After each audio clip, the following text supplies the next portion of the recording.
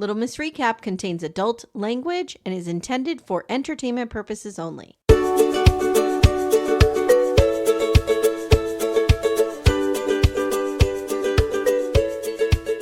Hi, everyone. Welcome to Little Miss Recap, the podcast where we're grateful for you. We are grateful for you. And cheesy television we're grateful for. So this is our gratitude episode number 2, and it was my pick, and I chose my beloved Beverly Hills 90210.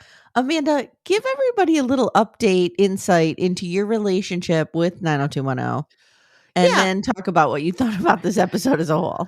Yeah, so I definitely watched it in the beginning, like the early seasons. I couldn't have told you that this episode had to do with like Brenda maybe being pregnant, maybe not being pregnant. Like, but I remember. Let's figure out when it came out while you're talking. Yeah, figure out when it came out because that's going to be important in what I'm about to say. So I watched it early on. I eventually trailed off. And I think this is a place where the fact that you and I are 4 years apart shows up. Okay, so it was 1990. So I was 13. Perfect age. Yeah. I was a senior in high school. Yeah, so you were like going to start your life. You weren't sitting home watching Now to Now. Yeah. Okay. So I tell Todd that I need to watch this, and I was out all day yesterday doing fun things like getting a pedicure, therapy, and all that good stuff. And came home and I said, we need to watch this. We need to figure out how to watch this. So we figure it out. And we also think we might have multiple subscriptions to streaming services. Oh, we're not sure if we don't both have subscriptions to things. Yeah, that happens here too. What we've decided we're going to do is we're going to go through and cancel all of them and start anew. Okay. With one centralized location for these decisions, and it'll be me. Okay. Anyway. Gotcha. So find it, and Todd's like, starts playing, and he's like, I've never watched 90210 before. Ever. Well, Is he your age? He's a year older than I am. Okay. So in 1990, he was in college. He was a freshman in college. Yes. Boy. He wasn't watching this nonsense. I got you. The music is so cheesy. Amanda? It is so... What music are you talking about is cheesy? The background music. Okay, because half the music in the episode is not the correct music. No, I'm talking like the interstitial background. Okay. Yeah, when Brenda and Dylan say goodbye to each other at the end, and it's just this like really sad electric guitar that's like, it's like, oh God, what is happening here? What is happening? And meanwhile, I'm over here, a little tear rolling down my cheek. I know. And okay, first of all, that drama teacher, I mean, we'll get there, but whoa. Yeah. And it was just, the clothes were so perfect. It was such a product of its time. And the video quality is like, wow, yeah, that's what video used to look like. Becca and I, if you guys didn't listen to our coverage of My So-Called Life, on the finale, we were talking about why was Amy Archer, a girl in Scranton, Pennsylvania, so much more into Beverly Hills 90210 than My So-Called Life. Like, it didn't make sense to me because My So-Called Life was so much more aligned socioeconomically, for sure, of where I was in life. And Pennsylvania and everything. Yeah. The only things I could think of is the obvious that My So-Called Life was out later. I was a little older by the time it came out. But also, like, I don't know. I was just so into these people. And and everybody else. It was wild. I had nothing in common with these people. No, but nothing. But you and everyone else. I remember, so the summer of 1990, I was a camp counselor. And I was in the youngest cabin on the mountain. I was like one of the younger counselors, so it made sense. They put me with the younger kids. Great. They were like 6, 7 years old. Cute little girls. Except one just kept shitting her pants. That was a whole other problem. Yeah, it was a real problem. Okay. Anyway, but I remember they had the two most prominent sleeping bag patterns were New Kids on the Block and 90210. Yeah. There's a lot of 90210 sleeping bags there. It's interesting too, because I tended to rail against popular things. So for example, I talk a lot about the influence of my older sister, Jenny. So when I was 13, she was 17, right? 16 and a half, 17. Yeah. And, she liked Metallica and Guns N' Roses. And you did. Yeah. So I did. So I wasn't listening to New Kids on the Block. I barely knew anything about them. I know next to nothing about New Kids on the Block because I was into The Cure and Depeche Mode and all of that. So here's this nerd girl listening Right. to Metallica and watching Beverly Hills 90210. A lot of That was context switching there. That's a whole place and time. My sleeping bag was Minnie Mouse, though. It was my childhood sleeping bag that once I went to camp when I was like 14, I was not cool. It was way too dorky. But the summer I was a camp counselor and I had to like make my bed. It was my comforter. And I felt very cool then because it was never like went to camp. retro. I know, because you couldn't be away from your mother. I couldn't be away from my mother. Meanwhile, I'm like, get me the fuck out of here. Let's go. Let's go. Send me to camp for 4 weeks. Guys, I couldn't go to school because I couldn't be away from my mother.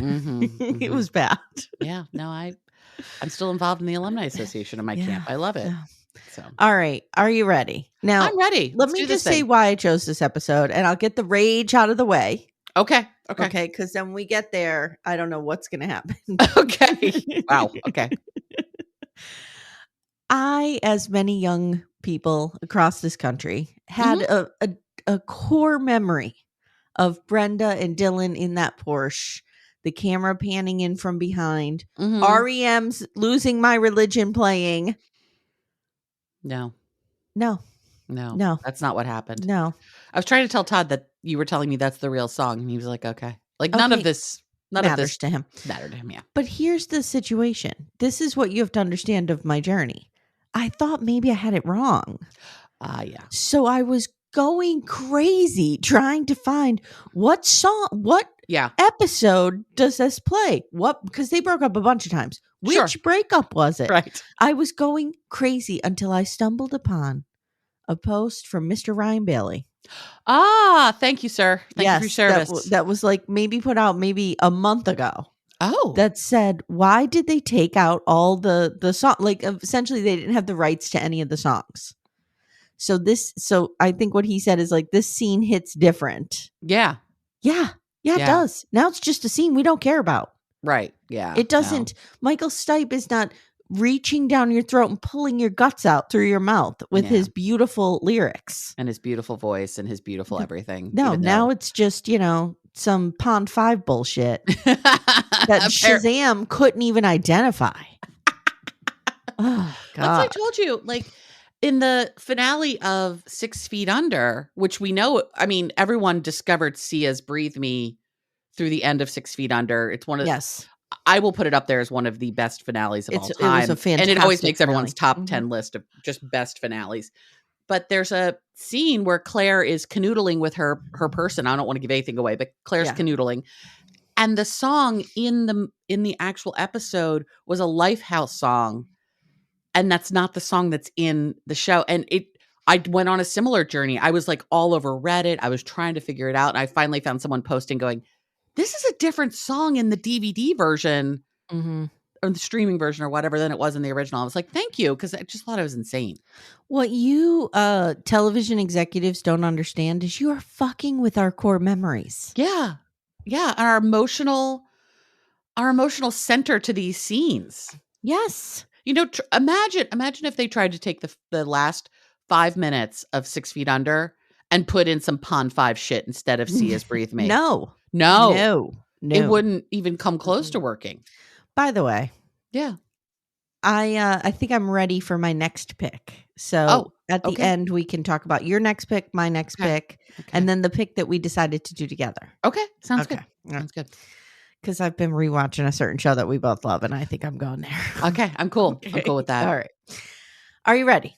I'm ready. Let's do this. All right. This is Beverly Hills 90210, Season 2, Episode 1, Beach Blanket Brandon. Now, I found it's on Paramount Plus, but you can watch it through Amazon with commercials. Oh, okay. For free?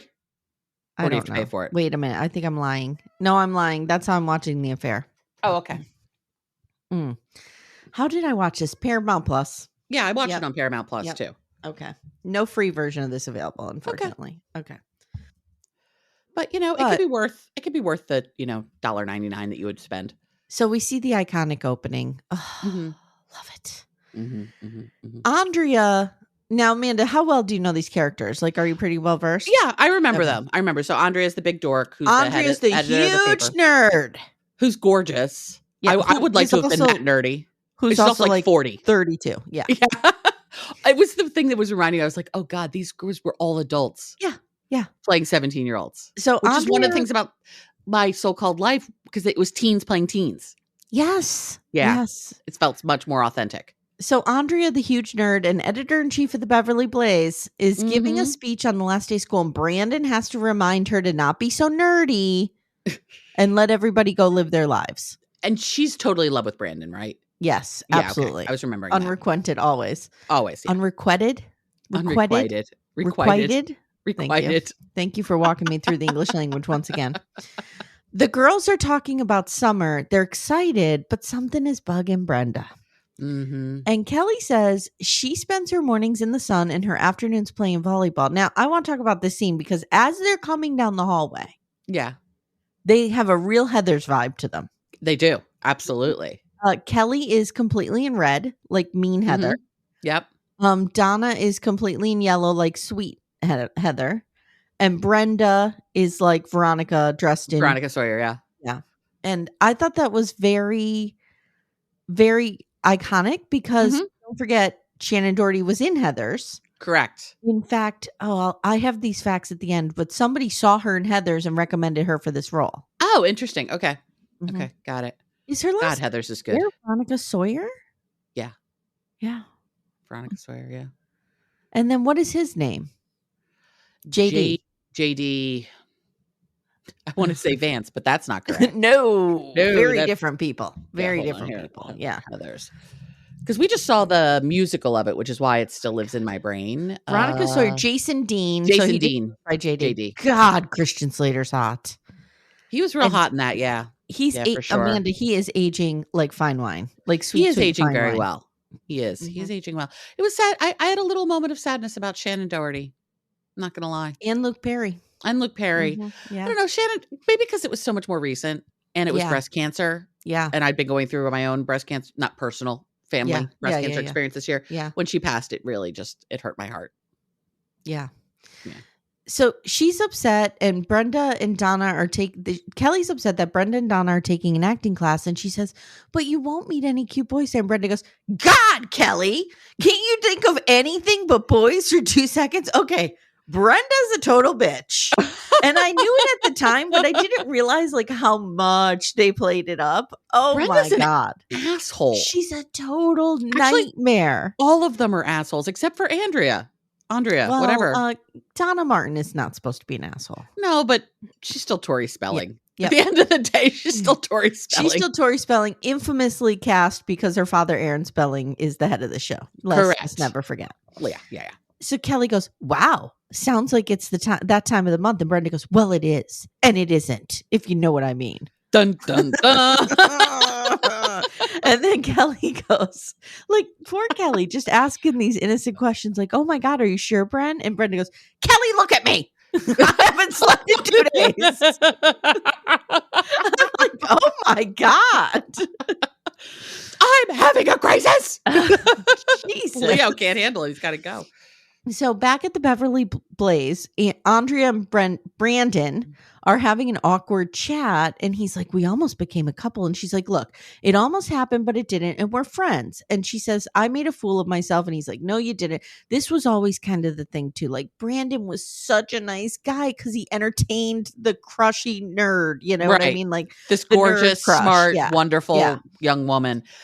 Can we talk about the fact that it was Brenda and Brandon? Why wasn't it Brenda and Brendan? Oh, I don't think Brendan was a popular name at that time. Well, I don't care. Nor is Brenda.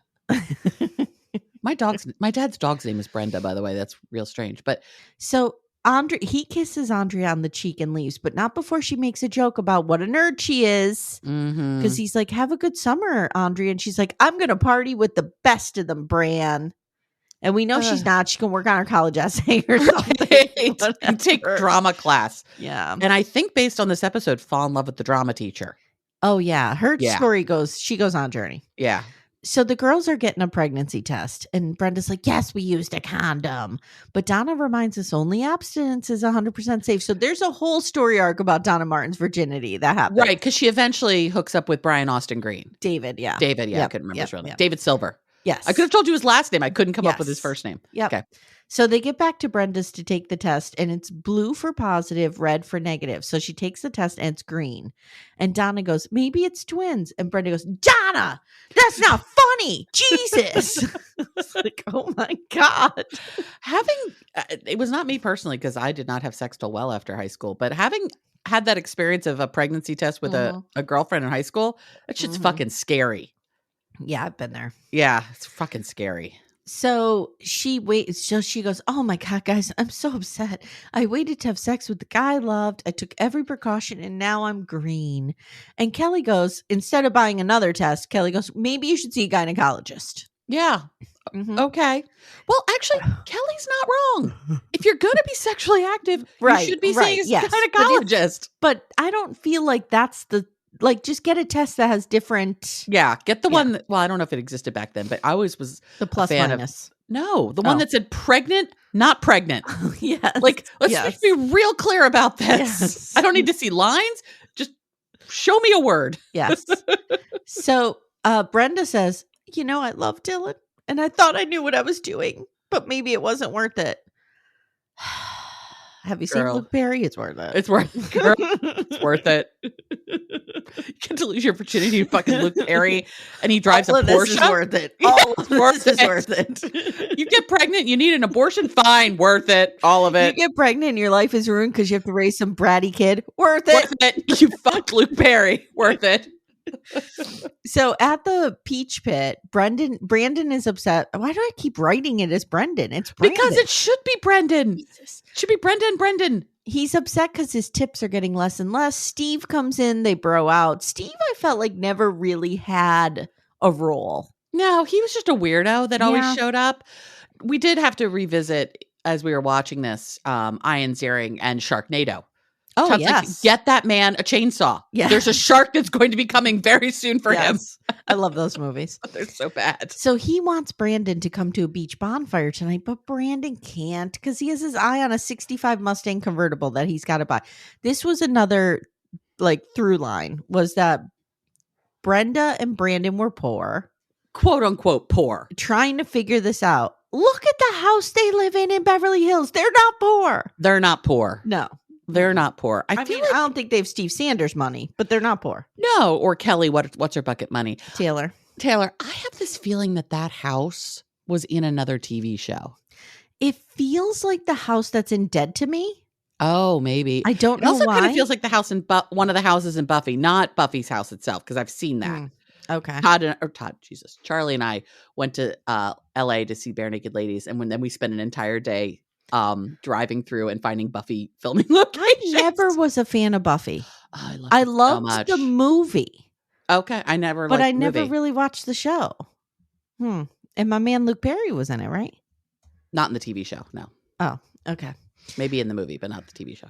I thought he was. He was in Riverdale. I'm sorry, he was in Riverdale. Okay, yes. Got it. Okay. So Steve says, look, dude, you need to get a job at the Beverly Hills Beach Club. It's where all the women are going to be this summer, and they pay big money. And also the fringe benefits. You could see girls in bikinis all day. Oh. Yeah. And Brandon's like, I feel so bad about leaving Nat. And Steve's like, fuck Nat. Here's the phone number. You do you. Steve, you're rich. You don't understand. You actually have to, be a good employee. Yeah. Yeah. So at home, Cindy's washing dishes and waxing poetic about how the summer means something when you're younger. Cindy is Brenda's mom. Mm-hmm. And Brenda asks about seeing a gynecologist. And Cindy's like, well, I was in college the first time I saw one. And she asks a couple more questions. And Cindy eventually is like, is everything all right, Brenda? And Brenda goes, God, can't I ask a question without getting the third degree? I feel like I'm not lying. Tell the listeners I'm not lying. You watched it. That's exactly what it is. I feel like this entire episode is Brenda just being like, God, stop! Like over and over. I think the entire first season was this. She's an asshole. She's a total asshole. Oh, Jesus Christ. So now we get Dylan. He is. Were you like, whoa? When he came on the screen. Yeah, he was real hot. I forgot kind of how hot he was. But yeah, he's definitely, It's so funny because I was asking Becca who she would choose, Dylan McKay or Jordan Catalano. And her answer was Dylan McKay because he seems to know his way around a bedroom. And I'm like, that's because he's 30. He's fucked many people before this because he's an adult. Versus Jared Leto, who may never have actually kissed someone at that point because he was 15. Like, so she tells Dylan about the pregnancy scare, and he's like, "Oh God, Bren." And then she's like, "Dylan, I thought you said we did everything right. This was a mistake." And he's like, "No, Bren, no, it was great. And if you're pregnant, we'll get through this. It's my problem too." I'm like, "Oh my God, he can do no wrong." No, he can absolutely do no wrong. Hey everyone, stay tuned. Little Miss Recap will be right back after these words. Amanda. Amy. For our sponsor, Lumi Gummies today, I have an idea. I think we should do a rapid fire bonus round. Which 90-day celebrity stars need a Lumi Gummy or have taken a Lumi Gummy maybe? Okay. Madeline. Oh, I have her on my list too. Manon. Manon could really use indica. Yeah, to calm her the fuck down. Calm down a little bit. I think Jenny could use a sativa to maybe up the energy a little bit because there's none there.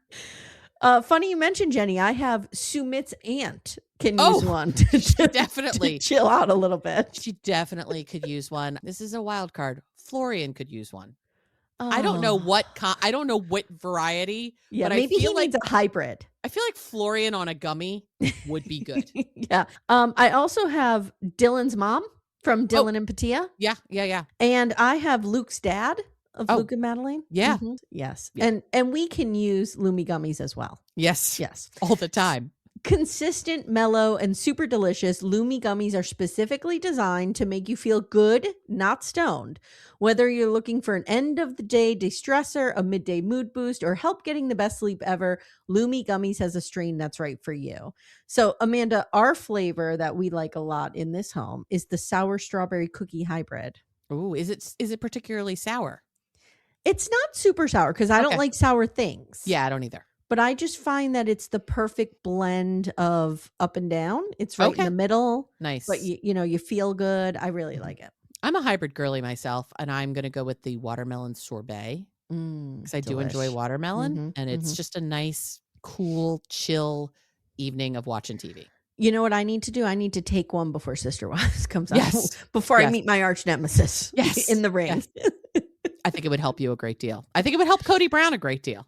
Oh, absolutely. Absolutely. Yeah. Guys, Lumi Gummies are available nationwide. Go to lumigummies.com. That's LUMI gummies.com. Use code Little Miss Recap for 30% off your order. That is Lumi Gummies, LUMI gummies.com. Code Little Miss Recap. Lumis.com. Code Little Miss Recap. It's 30%. And the link is in the show notes if you guys need it. So at Beverly Hills Beach Club, the lifeguard tryouts are, so we're doing lifeguard tryouts. There's going to be 3 full-time, good-paying positions with full benefits. I'm like, what? What benefits are we offering teenagers? Okay. Paid time off? And they have to work 6 days a week, and Mr. Henry's real intense. I remember when I got my management job at McDonald's, and I got like 3 paid days off a year. Oh, yeah. Whoa. Because I was like in high school and I got a couple paid days off. It was like, wow. There's something real fucked up in this country with paid time off and workers' rights. And I can't go down this road. Nope, not today. We don't have time for this. But I would like to point out the real pain in the ass guy, the guy who runs the beach club. Mr. Henry. Mr. Henry, thank you very much. Did not remember his name. Does not matter. Was in Grey's Anatomy. Oh, okay. He was the doctor. He was the chief of staff. Okay. All right. He was Richard Weber. Okay. Because Todd was like, why does that guy look so familiar? So he goes on an IMDb journey as we're watching. And he's like, oh my God, that's the guy on Grey's Anatomy. He's like, close your eyes and just listen to his voice. I'm like, oh God, it's totally Richard. Like as soon as you do that, it's very I didn't watch that enough either. Yeah, well, we got through, I loved how in Anatomy of Lies, you're like, this would be so much better if either of us had ever watched Grey's Anatomy. I'm like, I watched Grey's Anatomy. I have huge pockets of pop culture I'm not a Mhm. part of, like the Army Hammer situation. Oh, God. I have no clue. It's a shame he's so fucking hot, but God, he's garbage. So at the gynecologist, Dylan's in the waiting room. Kelly's there too. This is Kelly's gynecologist. Mm-hmm. Brenda says she wishes the gynecologist wasn't a man. And Kelly smiles and goes, most gynecologists are, Brenda. Yeah. Well, I've actually never had a male gynecologist. I did. I had a male gynecologist who delivered the girls, but I have a female now. Yeah. I have a woman now. Brenda is Female. horrified. Brenda's horrified by the stirrups. Oh, Same yeah. girl. It looks like a fucking torture table if you don't know what's happening. So they have her do this urine test, and I guess she gets her period. And she gets her period. I don't know what I said that like Rodney from Marrying Millions. Bird. And the doctor's she's like, not pregnant. The doctor's like, are you good? And she's like, I'm good. And then he gives a quick lecture on sexual responsibility because in case we didn't have it hit over our heads enough with it. And why did she have to make another appointment to come back? We're here. I know. We're here. And you have this space cleared for me. Right. Yeah. If I had been pregnant, we would have been doing a pelvic anyway. So let's go. And the person that I'm having sex with is in the waiting room. So it's not like we have to have a discussion about birth control methods. He could just come in. Right. We could talk and we about could talk through it as a group. So imagine being 17 years old, 18 years old. Bring your boyfriend in and the gynecologist starts lecturing you on sexual health and birth control. I think that's what really makes me chuckle is I just don't remember us taking it this seriously and having this much responsibility at this age. Like it was just like we were just kind of like winging it in the bushes. Whatever happened. So she comes out and Dylan's like, oh my God, are you okay? It was a false alarm. Dylan's like, oh, thank God. And then Dylan goes, hey, while you're here, you want to jump on that pill? And Brenda goes, you think it's so easy, don't you, Dylan? I pop a pill and you have nothing to worry about. And Dylan's like, whoa, I was just thinking about you. And she goes, no, you weren't. You were thinking about yourself. I actually don't feel like he did anything wrong there. I don't either. He's a boy. Like, he's not going to have a nuanced conversation about it. The right answer would have been, Brenda, while we're here, why don't we talk to a doctor about our birth control options? But no, we could only see the doctor for a second, and then we had to peace out with her having a snit. And this is so ridiculous. 17-year-olds are not doing this. I don't even think they're 17. I think they're 16. They're not doing this at the same time. So at the tryouts, Brandon is failing miserably, and Mr. Henry and him have a chat, and he's like, yeah, I'm no lifeguard. I work at the Peach Pit. Mr. Henry's like, what? You have restaurant business? Here, I want to give you this great job just because you got here first. Right. And you can't swim well enough to be a lifeguard, so come with us. So Brandon just gets a job. Right. But he's like, you need to start tomorrow. And Brandon's like, I can't do that. I can't fuck Nat over. And Mr. Henry's like, hey, Walsh, this is a hugely coveted job. You either want it or I'm going to talk to the millions of people in line behind you.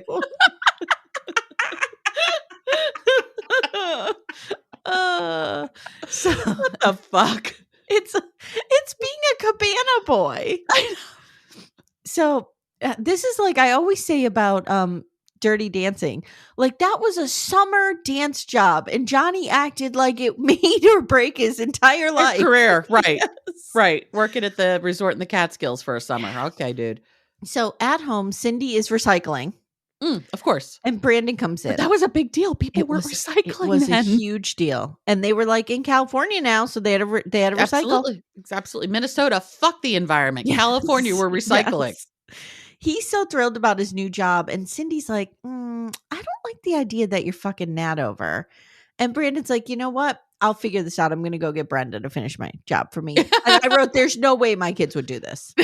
My kids work at the same place. And if one is deathly sick on their deathbed and ask the other sister to go in and cover for them, nope. I am not working a minute that I'm not on that schedule. Not 1 minute. But you'd make the money. See, I was always like, you want I'll take an extra shift because I'm like, I want the money. Yes, me too. Yeah. Yep. Okay. They have YouTube to watch. I understand. They're very busy. Brandon notices she's been crying, and she tells him about how, she always wanted to have a cool boyfriend and not be the last virgin on earth. And now she has all of those things until a few hours ago when I thought I was pregnant. And then she says, of course I'm not, because I wouldn't be this calm if I was. I hate to see her in a rage if she was pregnant. This is calm. What is happening for the rage? So remind me of their relationship. So they're twins. Yes. Obviously not identical. They have a good relationship. That's what I tried to remember, that they actually took care of each other. Yes, they did. Okay. Yeah. And don't forget, like, most of season 1 was Brenda like flirting with the idea of getting into a relationship with Dylan. And then she finally does. And then they go to the dance, and that's where they have sex. That's where they bang for the first time. Yeah. At the hotel after the dance. Yes. So she goes, everyone talks about sex like it's no big deal, but it is a big deal. And Brandon goes, do mom and dad know about this? Jesus, Brandon. Are you fucking kidding me? They would freak out. Do not tell them, you narc. And Brandon's like, Bren, I think they can handle it. No, fuck off. So now Cindy is downstairs going through the trash and finds the pregnancy test I just wrote. Rookie move. Seriously, what girl, are you come doing? on. That goes in a dumpster behind McDonald's. What are you doing? You take it out and you throw it out at the 7-Eleven or whatever the fuck it is. God. You don't throw that shit out at home. Mm-mm. Just like you don't throw the tasty cake wrappers of the tasty cakes you No. snuck. None of those things go in the trash. No, we don't. You take them out of the home. Learn how you have to. This is a Gen X thing. Yeah. You grow up assuming everyone will snoop through the garbage. And everyone's out to get you. Yes. All parents aren't actually there to try to raise you and support you. They are looking for ways to get you. The adults are the enemy. Yes. They're the enemy. That's it. So they grill Brenda, and she reluctantly admits that she had sex. And Jim goes into business dad mode. He's like, this is a big responsibility. Da, da, da, da. Okay. And okay, good. He's such a tool. He's such a tool. But okay. I was saying to Todd as we're watching this, I'm like, okay, here's the deal. Let's say we had a teen daughter and I found a pregnancy test in the garbage and I need to have a chat with my kid. I may or may not have been in that exact situation once. That's fine. I would not have brought Todd with me for that conversation. Right. I would have told him about it. Right. But I would have been, look, I found this. I'm going to go talk to little Betsy. Yeah. And I'll work this out. But yes, having that conversation with your dad sitting right there is so uncomfortable. Yes. And Timmy had nothing to do with that conversation. No. No. Did he know it happened? After, yeah. Yes. Yes. Yeah. No, I would not be bringing my husband to this conversation. No way, no how. Nope. Jesus, at that age, I was terrified my father even knew I had my period. And my mom's like, he's a doctor. I think he knows what's happening. And I'm like, I can't know that. It's just, and also too, like, I forget where we are in the narrative here, but things get real bad between Brenda's dad and Dylan. Yeah. He's not into him at all. Yeah. And then because he's a 35-year-old dating his teen daughter. That's why. Then something happens with Dylan's father, and Jim becomes like the conservator and controls the money. And it gets real I forgot weird about that. Yeah. All right. So Jim is like, Dylan has a shit family, but has money. But his family's super shitty. Yes. Okay. Yes. Of course. He's broken, Amanda. Right. Which is why we're into him. Yes. So Jim goes, Brenda, I warned you about him. And Brenda's like, we both wanted this. And Jim has a baller line here. And he goes, as two consenting teens. It's a good one. Yeah. Basically, yeah. I mean, that's it. And Cindy's like, okay, the amount of sex shaming that happens here is off the charts. It's next level. But this is like a after school special on abstinence just baked into a narrative here. Oh, yeah. Because Cindy's like, are you ready emotionally? I worry that 5 years from now, you'll look back and think the same thing. Ma'am, I had sex for the first time in a dirty basement with a guy who turned out to be a total slime ball. And I still kind of don't even think about it, let alone look back and regret it. Like, I'm just like, it was fine. It was a thing. Whatever. It happened. Check the box. Yeah. Yeah. So do I wish it was a better moment? Absolutely. But I wasn't sitting around thinking about it for 20 years. Mine was a great moment, but I wasn't in love. It wasn't like, oh, I was in love with this guy. Yeah, no, I wasn't. Yeah. It was, I've told you my story. It's a whole thing. But I have absolutely no regrets because it was it was a lovely experience.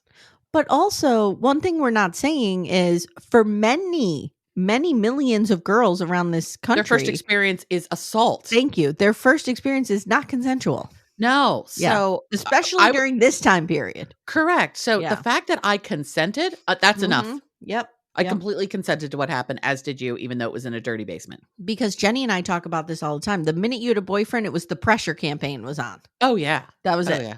Yep. Yep. That's all boys wanted.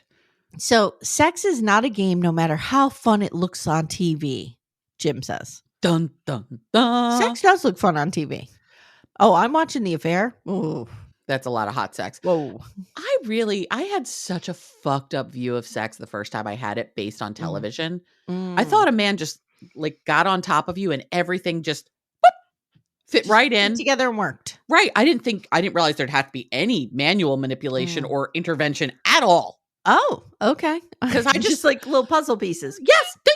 Because that's how it worked on television. Yeah, I agree. I thought you had an orgasm from penetration.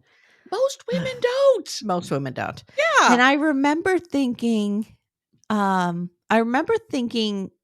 that it was the right thing to do to kind of let the guy be in charge of it all. Oh yeah. Oh yeah. Like as a woman, as a woman, you had really no agency here. No. You were just a vessel. You were like a thing. Right. Yeah. Plus the first time I had sex with someone who was much more experienced than I was. So I was like, okay, I'm going to let you lead here because I don't really know what's happening other than the puzzle piece. Right. I know the puzzle piece is supposed to happen. Otherwise I got nothing. I worry about my girls because they say like, this generation with their misogynistic takes from porn are really a problem. Yeah, we talk about that with our male kid of like, this is kabuki theater. This is not what sex is. Right, because porn is just so much more accessible. Yeah. Oh, yeah. They're walking around with little porn creator and porn hubs in their pocket. Like, yeah. We had to get hub in your pocket, or are you just happy to see me? We had to get Skinamax, and if you didn't have cable, it was all snowy, but you figured out what was happening. Yes. That's all we had. Oh, God. So now Dylan pulls up and Jim wants to talk to him. Brenda's like, Dad, don't you dare. You are not his father. I will kill myself if you say one word. It's like, oh my God. Oh God. So Dylan comes in. Brendan. Dylan comes in and he like hugs Brenda and he sees Jim and Jim's just like, hi, Dylan. Because don't forget, Amanda, a woman's virginity is to be protected at all by her father. By her father. Yes. Correct. Correct. As far as my father's concerned, I've never had sex. Oh, I don't have a child. Okay. All right. That's where we are with that. You should. Are you going to see him at the holidays? You should break it out that you're still a virgin. See what he says. Dad, Elaine, I need to tell you something. I've never banged anybody. Poor Todd over here. Sorry. Dad, Elaine, I need to ask, I'm thinking of having sex for the first time. Should I go to a gynecologist? Do you think I'm old enough to make these choices myself? I mean, I'm almost 52 and my husband will be almost 53 at that point, but are we old enough to make those choices yet? Oh God, I got the giggles this morning, guys. I'm sorry. I needed this on here. We needed this today. We needed this. So Jim says to Cindy, "Oh my God, I can't believe what I just sounded like in there. I sounded like my father. Like I was conservative, moralizing, and pretty much a huge asshole." And then he says. I'm going to choose to not take a drink till you finish. He says, "Do you think we can forbid her from having sex?" Okay. Okay, Jim. Okay. Go ahead, Jim. By the way, Jim, pro tip. As soon as you forbid your child from doing something, that is the exact moment they're going to go do anything. Yes. So now Brandon swings by the peach pit to break up with Nat. And Nat is upset, but he understands, especially when Brandon says, there's a car I want and I'm a teenager. Nat's like, I get it. But then Brandon is like, well, the job starts tomorrow. And Nat's kind of like, fuck right off. Right. Exactly. You've really fucked me over. Yeah. So now we get this scene. Okay, here we go. I want to play the song. Song, okay. As you talk about it. I talk. Amanda. I'm doing the Michael Stipe arm dance. Are you ready for the scene? I'm here. Go for it. I'm here with you. All right, let's just take 1 second. Listen. So we're panning in on the Porsche.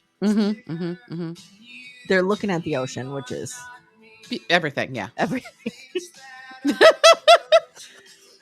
Here's Brenda. Mhm. Dylan, I just don't know. I think we crossed some kind of line. Bren, your parents will get over this, Bren.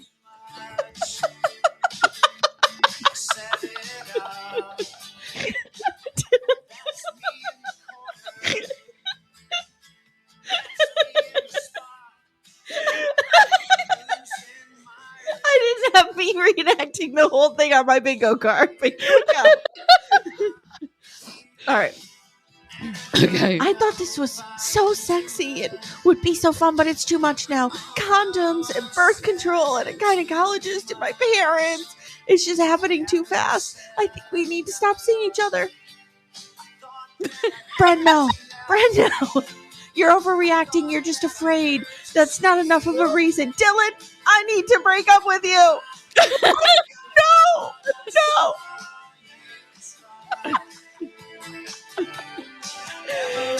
And then we fade out. Oh God, I'm crying. No, come on. Ridiculous. Wasn't that better like that? I was definitely better than whatever Pond 5 shit they were playing, but wow, that Amy, I was not expecting your dramatic interpretation of that scene. Oh, God. What was really great is what the points, you guys didn't see this, the point she paused, she did a little dance to the song and then was back in the scene. And then you didn't see this, but at the end, I was like rotating the phone around like the camera was rotating. Exactly. Listen, that is a pivotal scene, and it needed its space. I understand. Completely understand. Hey everyone, stay tuned. Little Miss Recap will be right back after these words. Okay. Wow. So the next morning, Brenda burst into her parents' bedroom and announced she's not ready for sex and she broke up with Dylan. And they're both fully dressed and they're both like, oh, thank God. Now, what if I can't even tell you some of the horrors my girls would see if they just burst into my bedroom? How do they know she didn't knock? No. What's going on? I am deeply grateful that pretty much if I'm in our bedroom, our kid is afraid to walk in there. Mm-hmm. Unless it's like during the day and the door is open because the printer is in Todd's office, which is through our bedroom. Okay. Otherwise, like, he doesn't just come in.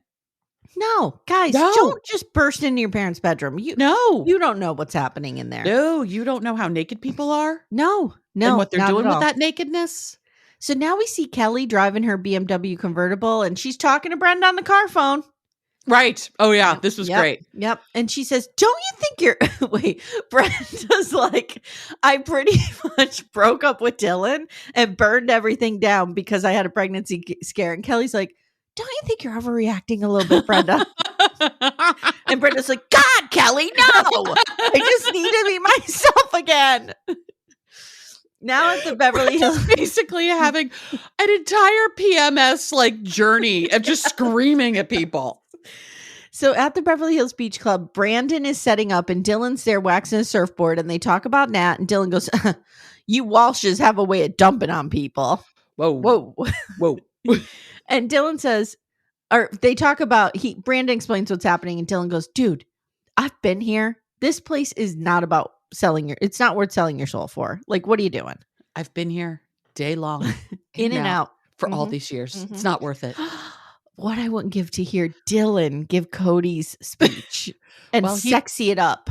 He's dead now, so that's not happening. I know. Okay, sorry so the girls are in summer acting class and Donna's like, oh, so what are you going to do on Saturday nights now? And Brenda goes, God, Donna, Dylan was not my life. Shut the fuck up, you whore. And Andrea's there, and Andrea goes, I didn't think I'd have free time between this and the children's shelter, but here I am. I need to pad that resume for college. Between this and the children's shelter. So the hot teacher walks in. Now, when he walked in, what was your initial response? I was trying to figure out who he was. Didn't he look like Elvis?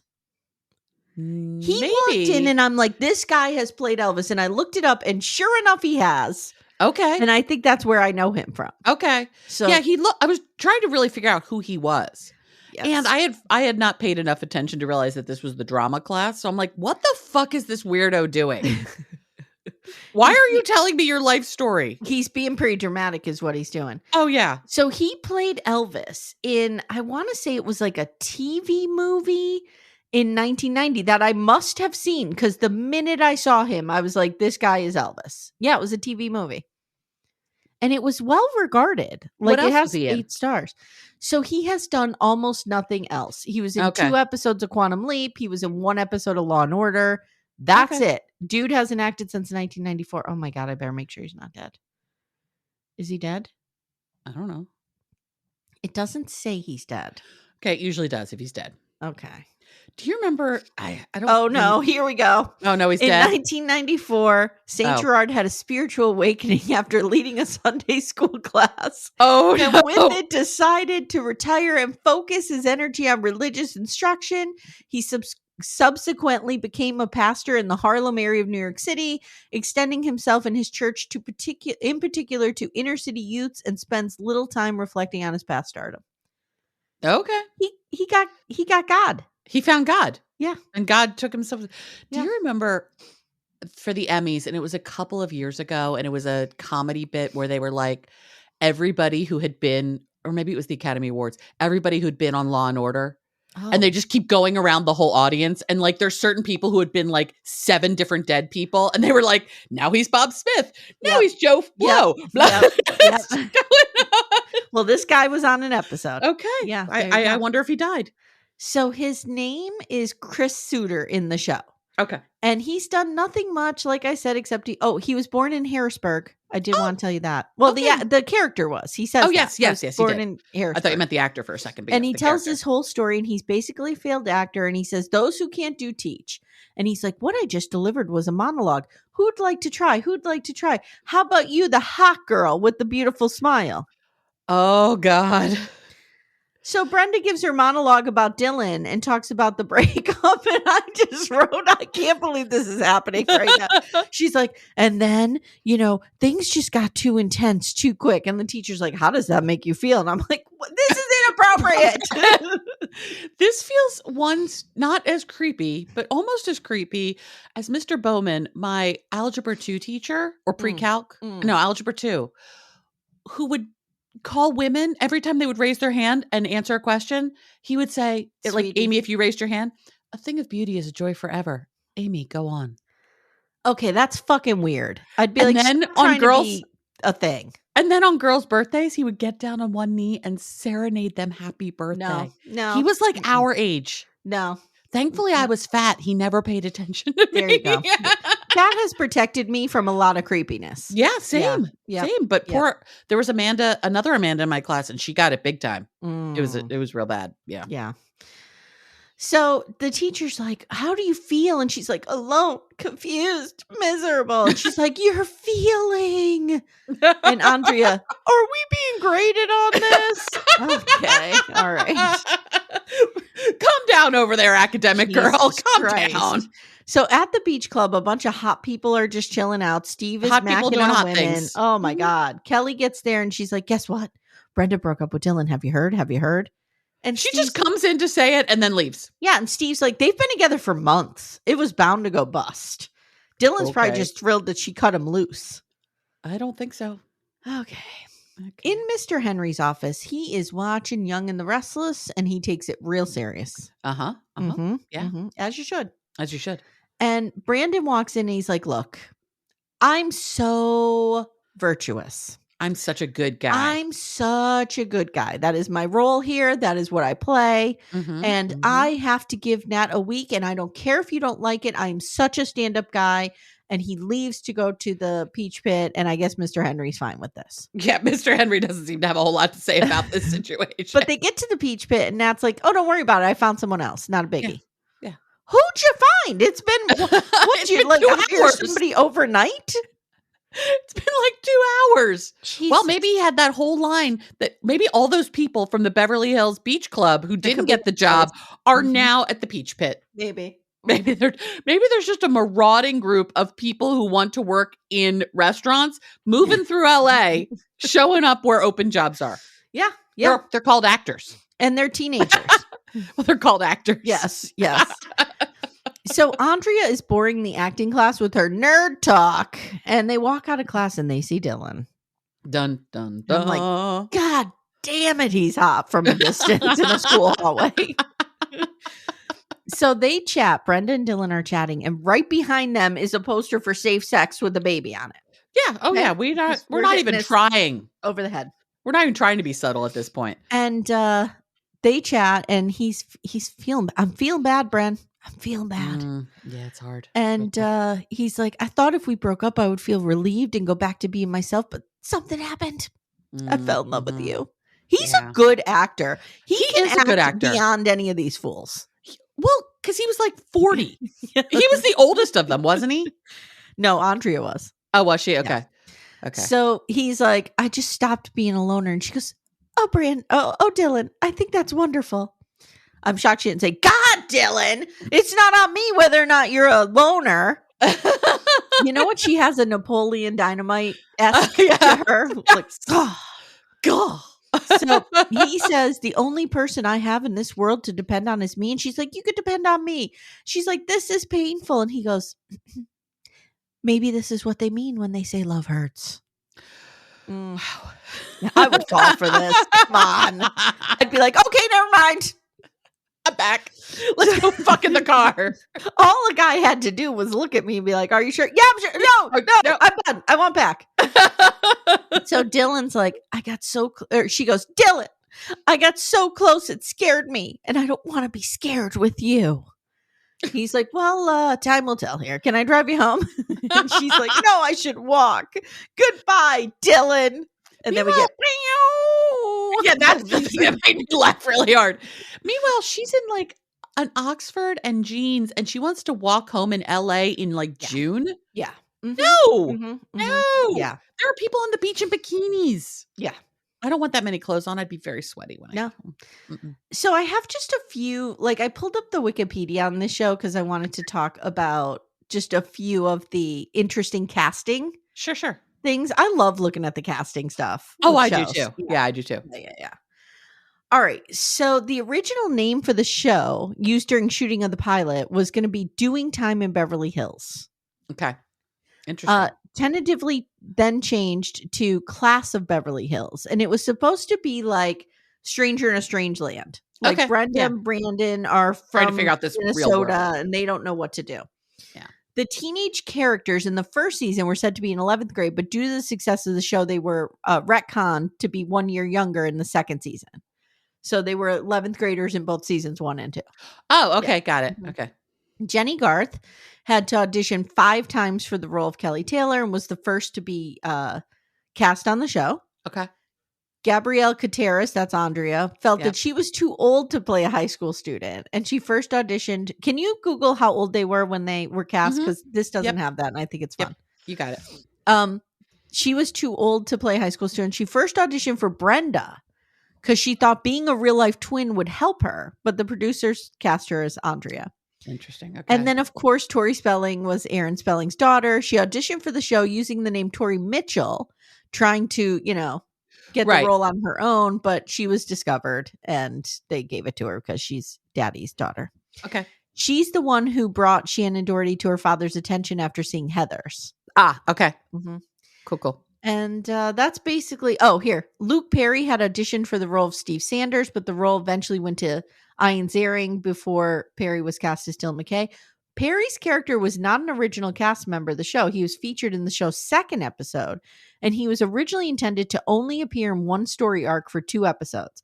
But Fox was initially reluctant to have him included as a regular, but Aaron Spelling felt differently and gave Perry a bigger role for 2 years until the network was won over.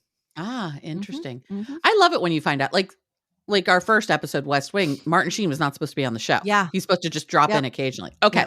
So I have the list here. It's from Screen Rant. So, an unimpeachable source of information. Jenny Garth, Kelly Taylor, 18. Okay. When the show started. Okay. Ian Ziering, Steve Sanders, 26. Ooh, okay. Okay. Brian Austin Green, David Silver, 17.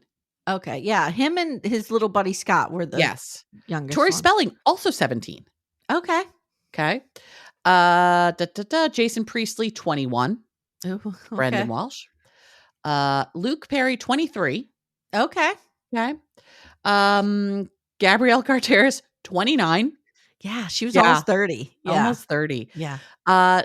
Nat Peach, but he was 54, but okay, he was a grown-up, so that was totally fine. Yeah. Shannon Doherty was 19 when the show started. Okay. Scott Scanlon, who shows up at some point, is 15. Emerson. Well, you know what Scott Scanlon, what that happens. No, I don't remember. Okay, I'll tell you off air. Okay. Oh shit! Yeah. Okay. You Yeah, I remember. remember that. Yeah. Ooh, I don't okay, want to spoil it for anybody. Yeah. No, just going through that. So yeah, that's all. Okay. All right. Thank you. They weren't quite as old as I thought they were. I thought they were I old. knew that. But I remembered Dylan Andrea was like 30. I knew Dylan was older. I didn't realize Steve was 26. Yeah. Okay. All right. Yeah. Okay. Real quick, too, the departure of Shannon Doherty at the end of season 4 came after a period of strife between Doherty, the other cast members, and the show's producers. Executive producer Charles Rosen commented in 2000 that Doherty had habitual lateness. Her lateness was appalling, and she had a callous attitude and an indifference.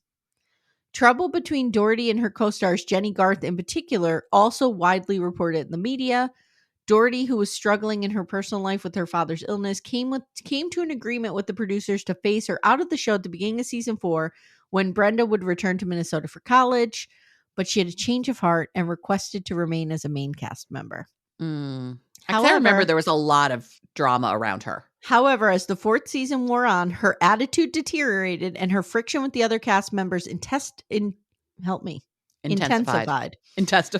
When she caused continuity problems by cutting her hair halfway through filming an episode. Oh, shit. The producers and the cast requested Aaron Spelling fire her. Interesting. Because I remember there was a ton of drama. Oh, yeah. Which is why Shannon Doherty couldn't get a job in Hollywood for a real long time. Yep. And then towards the end of her life became very beloved. Yes. And I think what happened is I think we looked at strong women differently. Mm-hmm. And I think what I seem to remember, and I wasn't paying that much attention, but I seem to remember the story being like she just got way too big for her britches. Yes, and I think too, like we've come to a point culturally where I think like I'm thinking of Martha Stewart because I just watched the documentary, where we accept that women don't have to be nice, right? You know what I mean, and that's okay, and we can like them for their not niceness. We don't have to be likable to be liked. Right. And I think we came, like, it's not like Shannon Doherty changed and became this benevolent person. We just grew to love her as she is. Right. And we were like, except that you're allowed to have boundaries as a woman. Yeah. Okay. Yeah. So I think, like, the world changed around her, and that's why she became so beloved. That makes sense. That totally makes sense. Did you enjoy this? I did. This was fun. This was so cheesy and ridiculous. It was... I really think Becca and I are going to cover it on. I think that would be so much fun on our show. Yeah. I don't even think I'll rewatch it because I don't need to, but I will listen to the two of you because I think it's a delight, and B, it would just be fun to listen to you guys like laugh till you cry like we did at this. I think we would pick like the most 10 most influential episodes. Okay. And maybe go from there. Like, Not I don't go think through we the whole can't thing. do everything. There's 34 episodes in the first couple seasons because that's when shows used to put out 22 episodes, and they were off for the summer, and that was it. Right. Yeah. Right. Yeah. All right, guys. I hope that you enjoyed this one. We are grateful for you. We are. Happy Thanksgiving week, friends. Happy Thanksgiving week. Oh, did we want to talk about our upcoming ones? Okay. Yep. So I have chosen for my next, but you go next. But I'm just going to tell you what I've chosen. Okay. I think we should do The Affair. Okay. Episodes 1 and 2. Okay. Okay. So you're willing to do a 2-episode thing then? Yeah. Okay, then I might be changing my idea. Here's the thing. I think it's important to get the context of the first episode, but not much happens. It's episode 2, I think, is better. And so you need both together. Okay, because it was funny because last night I was talking to Todd because I have I'm trying to cull my list, right? I'm trying to get to it. It's hard. And I told him my 2 ideas of episodes. One was from ER, one was from 30 something. Okay. And he's like, I'm really surprised you're not doing Family Ties. because of my great love of Michael J. Fox. Yes. And I'm like, yeah, but the thing is, what I would do is I would do 2. And that just, I feel like I can't do that. And he's like, why can't you do that? And I'm like, because I don't know if that's the rules or not. So you're thinking you want to do Family Ties? I'm going to do Family Ties. I'm changing my mind. Okay. On the spot. If we're allowed to do a 2-episode thing, I'm doing a 2-episode thing. We're allowed to do a 2-episode thing. Okay. This is our thing, Amanda. We can make the we rules. can do whatever the fuck we want. We're adults. Yes. We can do whatever we want. Okay. So you're doing The Affair, season 1, episode 1 and 2. Which, guys, I'm telling you right now, you can watch on Amazon Prime with commercials. Okay. Cool. You don't have to buy Showtime. Okay. Cool. So then I'm going to do something which you can also get on Amazon Prime, Paramount Plus as well. I'm doing Family Ties. I am doing season 4, episode 1 and 2, The Real Thing. That's where Michael J. Fox and Tracy Pollan meet and fall in love. Okay. I know I've seen every episode of Family Ties. That's where we're going. Okay. That's where we're going. Okay. All right. Yeah. Yeah. And what's our joint one? Our joint one is going to be Mad Men, right? Yes. Did we decide? Are we doing The Suitcase? The Suitcase, yes. And I will tell you all what that is in case you want to watch what episode that is. Mad Men, The Suitcase. It is season 4, episode 7. Okay. And you can watch Mad Men, I believe, on Netflix.